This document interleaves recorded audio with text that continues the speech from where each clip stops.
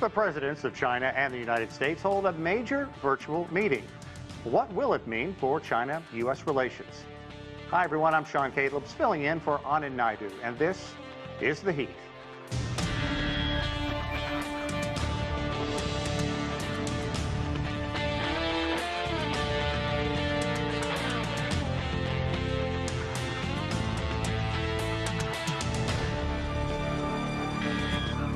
Chinese President Xi Jinping and U.S. President Joe Biden have engaged in a virtual summit that lasted more than 3 hours. The leaders discussing a range of critical issues, and the meeting has been described as candid and constructive. Here are some of what the two had to say. A sound and steady China-U.S. relationship is required for advancing the two countries' respective development and for safeguarding a peaceful and stable international environment, including finding effective responses to global challenges such as climate change and the COVID-19 pandemic. China and the U.S. should respect each other, coexist in peace, and pursue win-win cooperation. I'm willing to work with President Biden to build consensus and take active steps to move China-U.S. relations forward in a positive direction. Doing so will advance the interests of the two peoples and meet the expectation of the international community. I'm happy we had found time to meet, and I look forward to a candid and forthright discussions like all the discussions we've had thus far.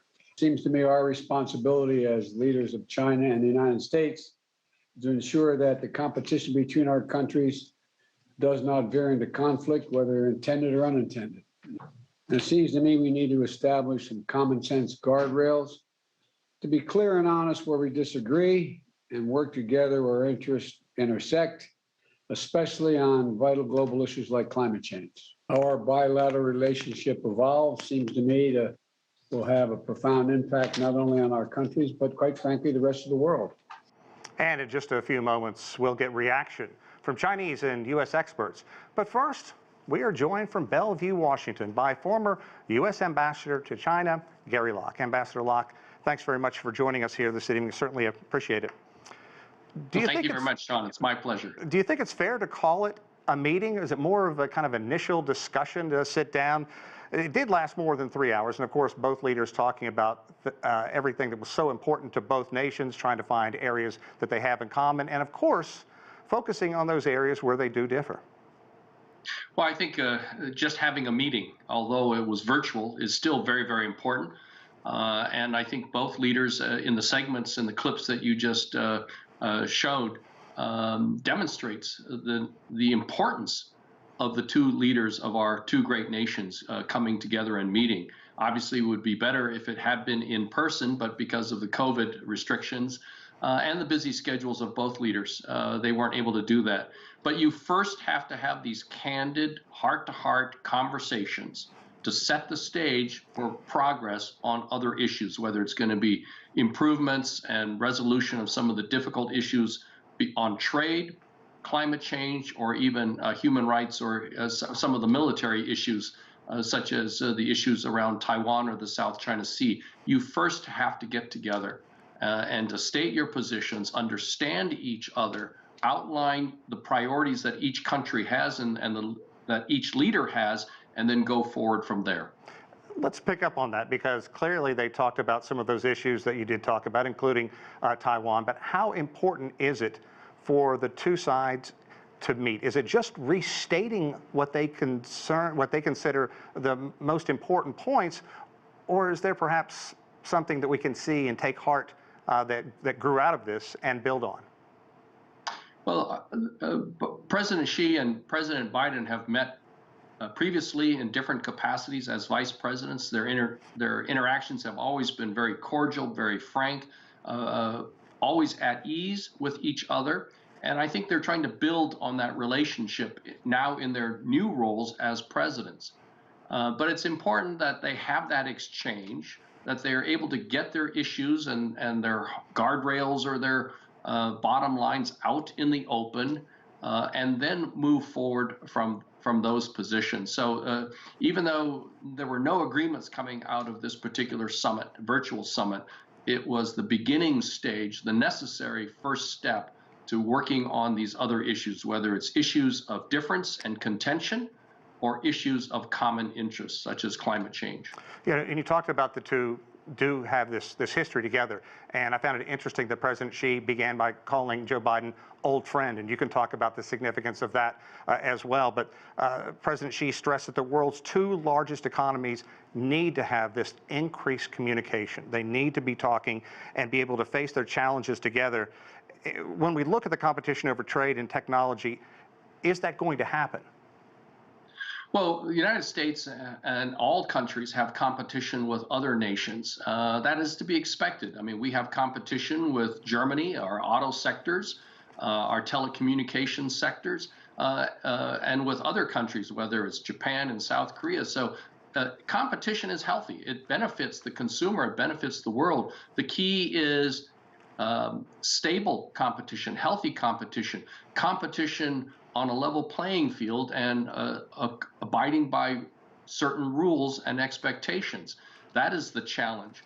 At the same time, our differences must not be allowed to devolve into conflict, because the world suffers if there's any type of military conflict between our two nations. And it would be devastating to China and devastating to the United States if we had any type of military conflict.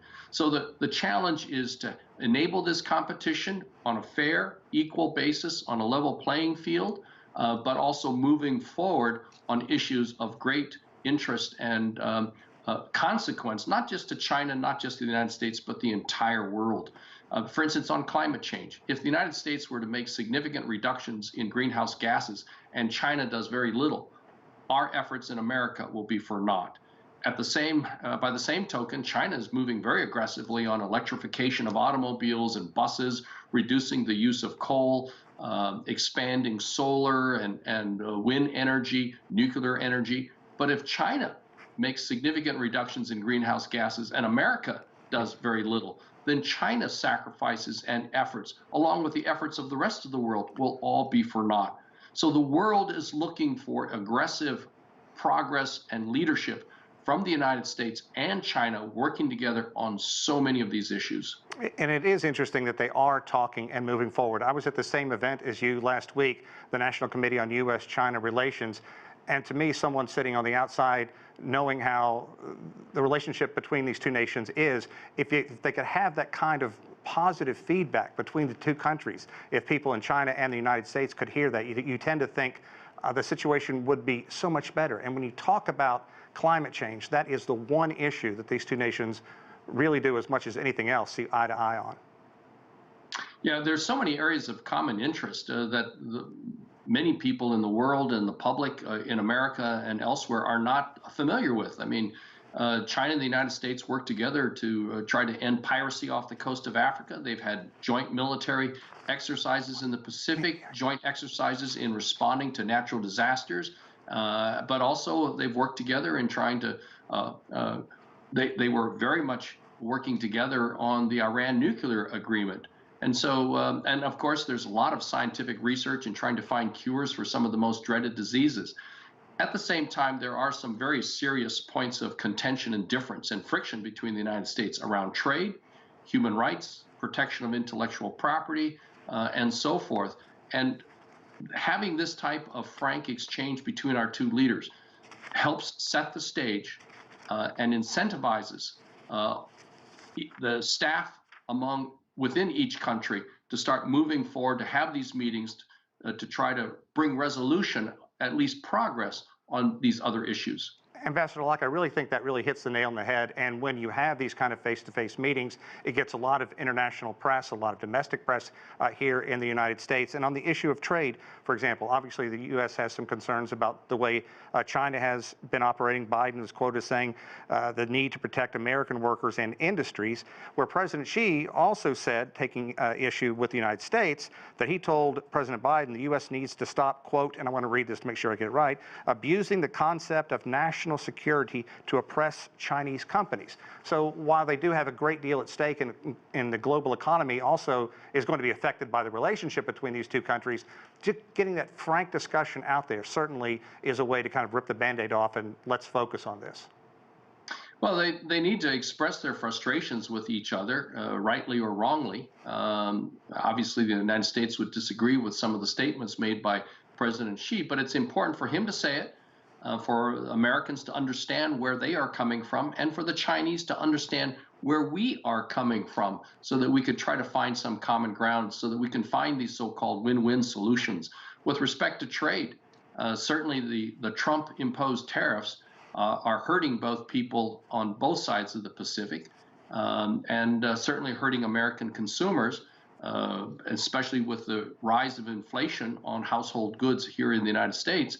Lowering the tariffs would have a big impact on the livelihood of Americans. But the United States is focused on whether or not China will live up to some of the agreements it made with President Trump, and whether or not it will address some of the more fundamental issues of their unfair trade practices, which are violating WTO rules and even contrary to some of the promises China made when it joined the WTO. Ambassador Locke, we thank you very much for your time. We're going to move on to our panel now. Again, we appreciate it. A lot to pick up on there from Ambassador Locke in the course of the meeting. Let's hear from our panel. Joining us from Beijing is Charles Liu. He is the co-founder of How Capital. Also with us from Austin, Texas, is David Firestein. He's the CEO of George H.W. Bush Foundation for U.S.-China Relations. And also with us from Beijing, our friend Victor Gao. He is an international relations expert and also the chair professor at Soochow University. Welcome all of you to the show. I want to get right to it. If I can begin by talking with you, Charles, your overall reaction, is it fair to call it a meeting, and what's your big takeaway from this? My biggest takeaway is all the things that they discussed, and such as trade, such as South China Sea and Taiwan and so on and so forth, have been there on the table since President Biden has taken over 10 months ago.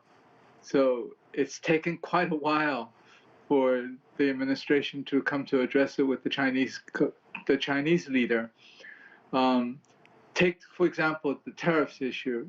The tariffs issue, senior American officials have been talking about tariffs harming U.S. consumers, and over 90% burden is taken by U.S. consumers and companies.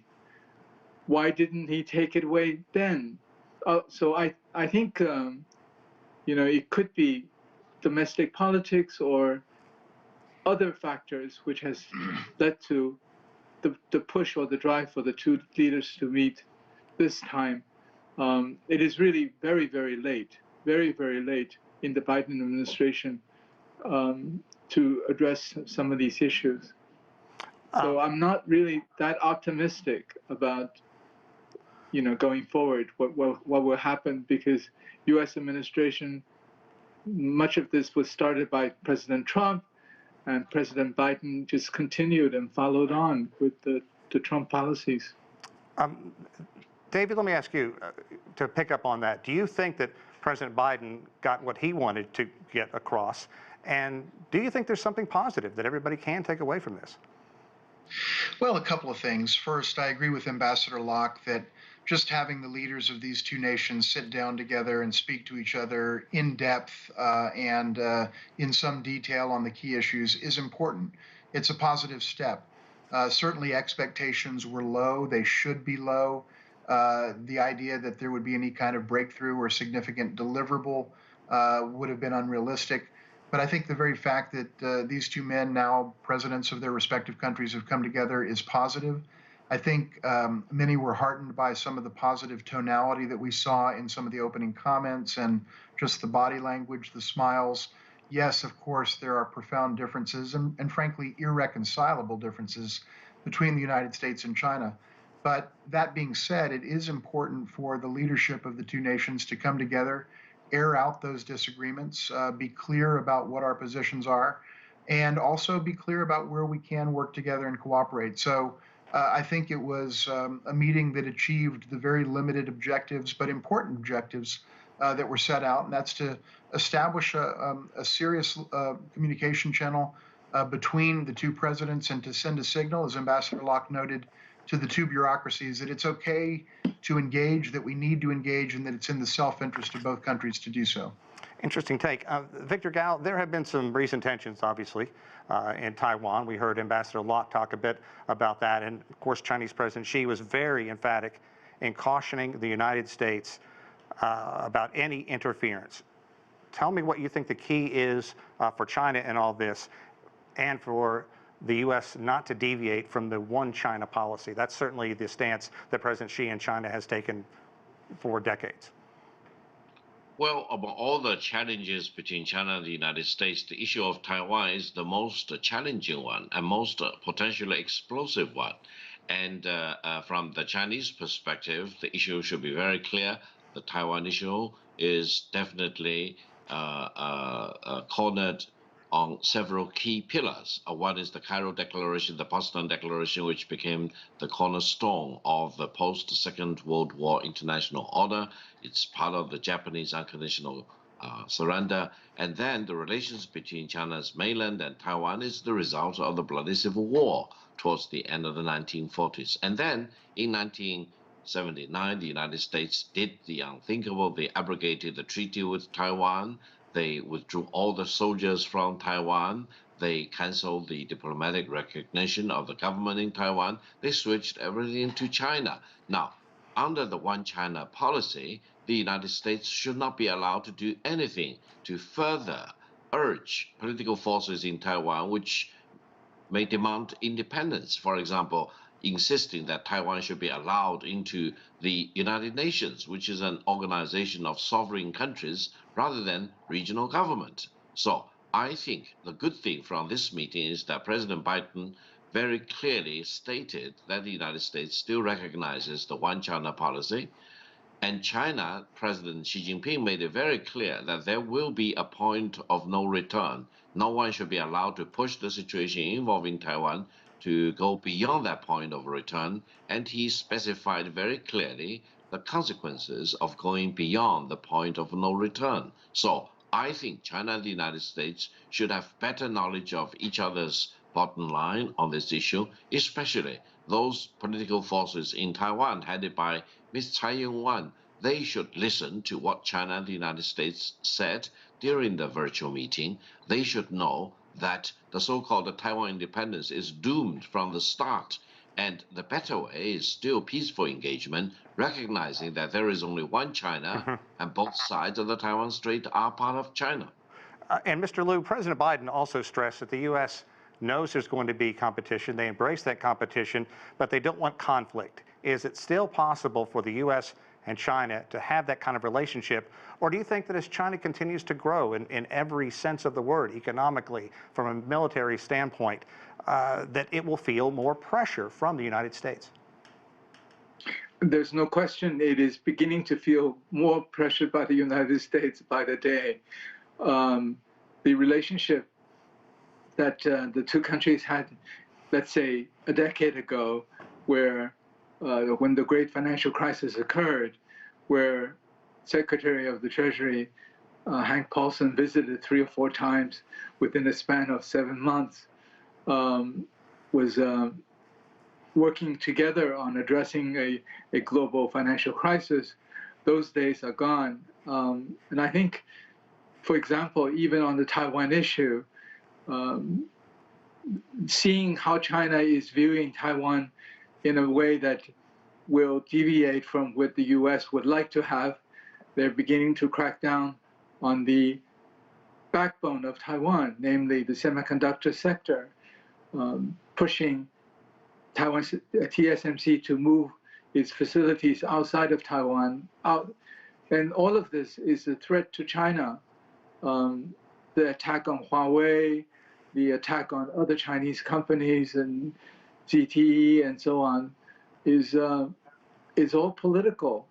If the U.S. continues to treat the Chinese as not only a competitor but a potential conflict enemy, then it's going to be serious. By the way, I think things are getting a little bit better, because the 3 C's from 6 months ago, U.S. officials talking about was competition, collaboration, and confrontation. But at least the word confrontation has pretty much been taken out. So there is improvement. I think improvement is because of the necessity that the administration in Washington now has identified in sectors in which they must collaborate with China, which is a good thing. And David Firestein, to focus on so much that the two nations do have in common, really the people around the world watching us, you can see it in the media coverage. As I was reading articles from all over the world, the discussions included the DPRK, Afghanistan, Iran, climate, and COVID. Why do you think, I mean, it's kind of an obvious question, but I'd like to hear your take on why you think that what China and the United States discuss and the fact that they do meet really grabs the attention of everybody around the world. Well, I think there's no question that, when you're talking about the largest and second largest economies, two of the most powerful nations in the world by pretty much any metric, the relationship between those countries has implications for the rest of the world because of the scale and the heft of the two economies, the fact that both are permanent members of the UN Security Council, nuclear powers, and so on. It is a relationship that is enormously consequential. In fact, I think it's the most consequential bilateral relationship, not only in the world, but in the history of the world. And so when these two countries meet, when they agree, when they disagree, the implications of all of those things are felt not only within the confines of the bilateral relationship, but far more broadly. That's certainly true on climate. It's absolutely true in terms of trade and in pretty much every transnational issue that you can think of. So clearly there's a lot of interest in the U.S. and China getting this relationship to a higher level of functionality than we currently see. And I think that's a laudable objective. And I think this particular meeting between President Biden and President Xi helps move the relationship in that direction, even if it's only incrementally. But I think it's a step in the right direction. Victor, we've heard that President Biden wants competition but not conflict. What does China want? Well, first of all, when you talk about competition between China and the United States, let's be honest. What do they compete? Now, are you talking about China men's team and U.S. men's team competing in basketball? No, China will never win. Do you talk about China and the United States compete as far as table tennis is concerned? The United States will never win. No, this is not the kind of competition we are talking about. Are they talking about economic competition? Well, economic competition does not matter at the real, very high level of the analysis. I think President Biden and some of the decision makers in the United States are talking about whether the United States wants to maintain its position as the top dog of the world, whether China has any desire to replace the United States as the top dog of the world. Now, if we talk about competition like this, then President Xi Jinping is absolutely right. The world will be big enough to accommodate both the United States and China. Why?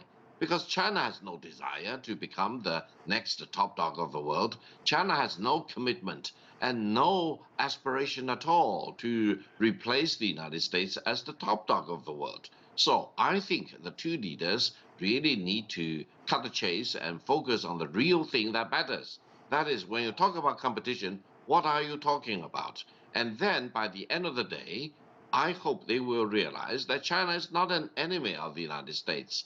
And whether the United States really has the power to stop China's economic development? No. China's economic development is the megatrend of our time.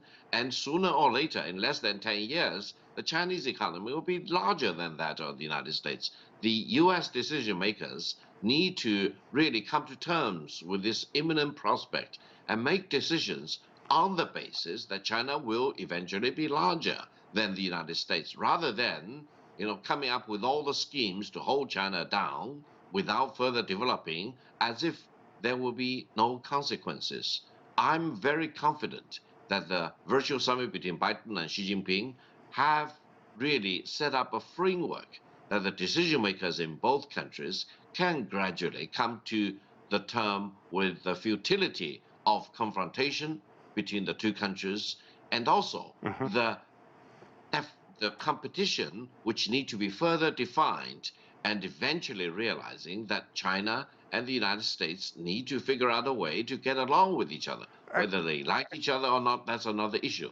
And Mr. Liu, I want to pick up on that because so much global attention on COP26 and climate change, clearly something China and the United States have been working on and will work on in the future. Do you think that the environment, climate change, is something that can really provide a healthy foundation for these two nations to work together?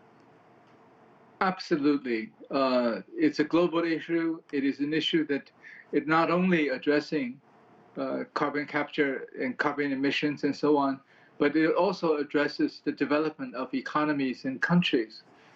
You cannot tell people in India and Africa, sorry, you cannot have electricity because you can't afford anything other than coal. And China and United States both have the capacity, not only in terms of supporting themselves, their own economies in improving, but also supporting other developing countries in improving their green standards. But the issue is right now, I think this is something that should have started much, much earlier, because the collaboration there would demonstrate very clearly the Chinese government's commitment not only to a green planet, but also to collaboration with the US. But that's been covered by so many of the attacks on China. I hate to describe it as that, but the vilification of China that has occurred over the course of the last year. So I hope that the green side of it will really accelerate or improve the relationship between the two. Exactly. David, I want to give you the last word. We don't have a lot of time, but could this be a turning point? Where do you see the relations going between China and the United States? Well, I think I would hesitate to characterize this as a turning point. I think it is a positive moment in the relationship. I think there is a relationship between these two men, these two leaders, and it's something that can be built on. And I'm glad the meeting occurred. I think it met its objectives, which were limited. But I don't think it is going to change, or any meeting would fundamentally change the fundamentals of the dynamics between the two countries. The fact is, two things. Number one, most of the issues on the U.S.-China bilateral agenda are actually irreconcilable. They are never going to be resolved, and the two countries are never going to see them eye to eye. That is the kind of inconvenient and ugly truth. We got about 15 seconds, David.